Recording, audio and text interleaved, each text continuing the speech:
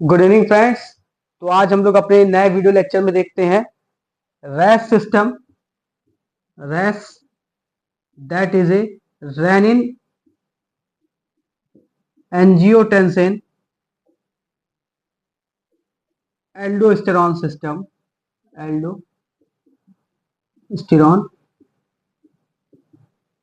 System यह एक बहुत ही इंपॉर्टेंट फिजियोलॉजिकल सिस्टम है।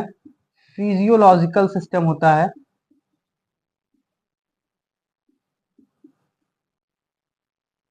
जो कि हमारी बॉडी में ब्लड प्रेशर को मेंटेन करता है। ब्लड प्रेशर को मेंटेन करता है ब्लड प्रेशर को मेंटेन करता है थ्रू द इंक्रीजिंग और decrease the blood volume, blood pressure that is arteriolar pressure या वेनुलर कैपिलरीज प्रेशर, और सोडियम रिटेंशन इस सब के थ्रू क्या करता है, हमारी जो ब्लड प्रेशर है उसको मेंटेन करता है। तो सिंपल लैंग्वेज में ये देखते हैं कि इसका मैकेनिज्म ऑफ एक्शन क्या है, ये काम कैसे करता है।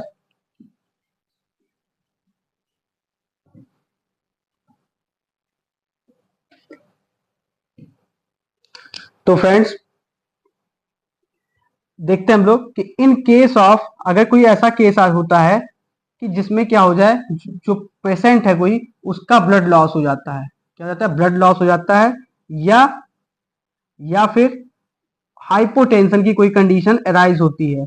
हाइपोटेंशन की कंडीशन अराइज होती है, उसका जो पेशेंट है उसका ब्लड प्रेशर डिक्रीज होता है। तो उस केस में क्या होता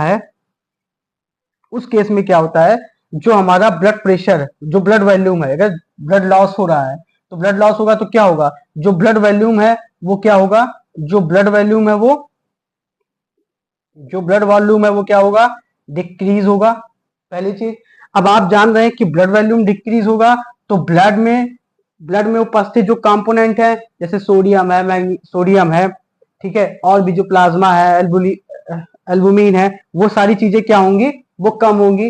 तो इसमें इंपॉर्टेंट क्या है, जो सोडियम लेवल जो है वो भी क्या होगा, डिक्रीज होगा। तीसरी चीज, जब जब ब्लड वॉल्यूम डिक्रीज हो रहा है, सोडियम लेवल डिक्रीज हो रहा है, तो जो ब्लड का प्रेशर होगा वो भी क्या होगा, डिक्रीज होगा। जो ब्लड प्रेशर है वो भी क्या होगा, डिक्रीज होगा। ठीक है। तो इसको मेंटेन करने के लिए, इस चीज को मेंटेन करने के लिए बॉडी क्या करती है, जो बॉडी है, हमको पता है कि हमारी बॉडी में क्या पाया जाता है, नेफ्रॉन। ठीक है।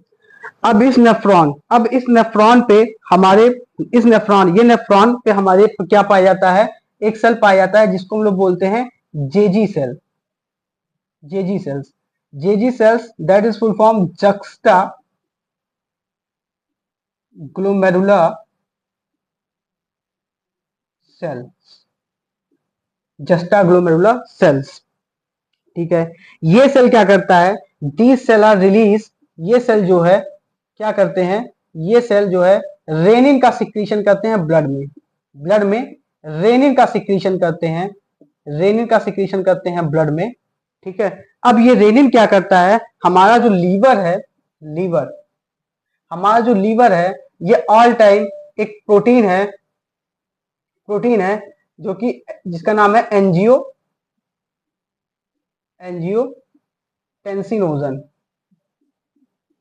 एंजियोटेंसिनोजन एंजियोटेंसिनोजन ये जो प्रोटीन है, ये अल्फा 2 ग्लोबुलिन प्रोटीन होती है। ये अल्फा 2 ग्लोबुलिन प्रोटीन है, जिसका जो रेनिन के प्रेजेंस में क्या किसमें कन्वर्ट हो जाती है, एंजियोटेंसिन एंजियोटेंसिन फर्स्ट में। रेनिन के प्रेजेंस में किसमें कन्वर्ट हो जाता है, एंजियोटेंसिन फर्स्ट में। और जो एंजियोटेंसिन फर्स्ट है ये कन्वर्ट हो जाता है एंजियोटेंसिन सेकंड में। ये जो एंजियोटेंसिन फर्स्ट है ये कन्वर्ट होता है एंजियोटेंसिन सेकंड में in the presence of enzyme ACE that is A angiotensin converting enzyme. ये एक एंजाइम है जो कि एंजियोटेंसिन को कन्वर्ट कर देता है एंजियोटेंसिन सेकंड में, और ये जो एंजाइम है ये हमारा सिक्रीट होता है लंग्स से एंड किडनी से। ठीक है, अब ये जो एंजियोटेंसिन सेकंड है, it's play major physiological role for maintaining the BP, blood blood volume. ठीक है, कैसे वो देखते हैं। तो ये क्या क्या करता है एंजियोटेंसिन सेकंड, ये angiotensin second first thing is, ये क्या करता है, वैसोस्पास्म करता है, वैसोस्पास्म करता है। जो हमारे वेलुलर कैपिलरीज हैं या आर्टियोलर कैपिलरीज है, स्मूथ कैपिलरीज है, उसको क्या करता है, स्पास्म कर देता है, उसको पतला कर देता है, उसको डायलेट नहीं होने देता है, जिससे जो ब्लड है वो हमारे आर्टरीज में ही कलेक्ट हो जाते हैं, और कलेक्ट होके जब सारे ब्लड आपके आर्टरीज में ज्यादा से ज्यादा ब्लड कलेक्ट हो जाएगा तो आर्टरीज में क्या हो जाएगा, प्रेशर बढ़ जाएगा। तो ये क्या करते हैं, वैसोस्पास्म करते हैं। दूसरी चीज ये क्या करते हैं, एल्डोस्टेरॉन,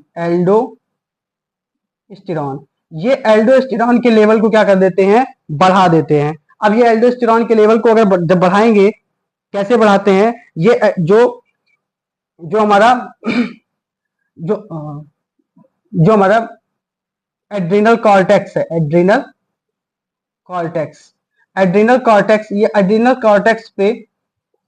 एड्रिनल कॉर्टेक्स पे बाइंड होके ये हमारे एल्डोस्टेरॉन के लेवल को बढ़ा देते हैं। और ये एड्रिनल कॉर्टेक्स क्या करता है, जो डीसीटी है, डीसीटी पे प्रिंसिपल सेल होता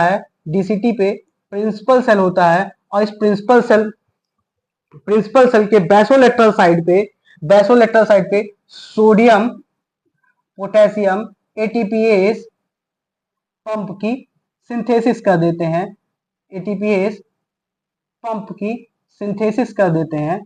ठीक है, पंप की सिंथेसिस कर देते हैं, जिससे क्या होता है, सोडियम का रिटेंशन बढ़ जाता है। ठीक है, सोडियम का रिटेंशन बढ़ जाता है। दैट इज ए, ये काम कौन करता है आपका, angiotensin second through the aldosterone. Aldosterone क्या करता है, सोडियम पोटेशियम एटीपीएस पंप जो कि हमारे डीसीटी पे पाया जाता है, उसके उसको बढ़ा देता है, उसके रिटेंशन, जिससे क्या होता है, जो सोडियम होता है, सोडियम का रिटेंशन बढ़ जाता है टूवर्ड दी ब्लड वेसल्स। तो जब इसका ब्लड वेसल्स की तरफ इसका टूवर्ड बढ़ जाता है तो सोडियम का लेवल ब्लड में बढ़ जाएगा। तो ऐसे ही हमारे बॉडी में क्या होता है, जो सोडियम का लेवल बढ़ता है। ठीक है, तीसरा चीज, थर्ड पॉइंट हमारा इसमें क्या है, तीसरा काम ये क्या करता है, तीसरा काम करता है एंजियोटेंसिन सेकंड, जो थर्ड काम करता है, ये स्टिमुलेट करता है,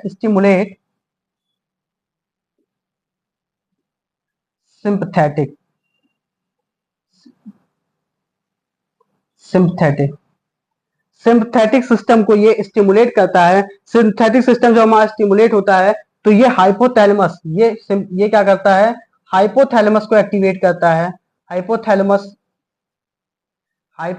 को एक्टिवेट करता है। और हाइपोथैलेमस जब एक्टिवेट होता है तो हमारा जो एडर्नर्जिक एक्टिविटी है एक्टिवेट हो जाती है। और जब एडर्नर्जिक एक्टिविटी इंक्रीज होती है तो हमारा जो हम लोगों ने मिथाइल डोपामाइन में पढ़ा था, अल्फा टू एडेनर्जिक रिसेप्टर के रीअपटेक को ये क्या कर देता है, इंक्रीज कर देता है। ठीक है, तो ये भी आपका कहां से रेगुलेट होता है, एंजियोटेंसिन सेकंड से। ठीक है, जब एंजियोटेंसिन सेकंड का फॉर्मेशन ज्यादा होगा तो ये क्या करेगा, जो सिंथेटिक सिस्टम है उसको स्टिमुलेट कर देगा और ये आपके हाइपोथैलेमस को इंक्रीज कर देता है, जिससे अल्फा टू एडेनर्जिक रिसेप्टर का रीअपटेक जो होता है, जो नॉरएड्रेनालिन का रीअपटेक होता है अल्फा टू एडेनर्जिक रिसेप्टर पे, वो क्या हो जाता है, इंक्रीज हो जाता है। ओके, तो ये हमारा क्या था, मैकेनिज्म ऑफ रेस्ट, ये हमारा था mechanism of rest in short and easy language. अगर आपको इसका डिटेल में वीडियो चाहिए, डिटेल में आपको समझना है, तो आप कमेंट बॉक्स में लिखिए, आपको इसके बारे में सेल लेवल पे बताएंगे, सेल लेवल पे बताएंगे, लेकिन उसके लिए आपको कमेंट में लिखना पड़ेगा। Thank you.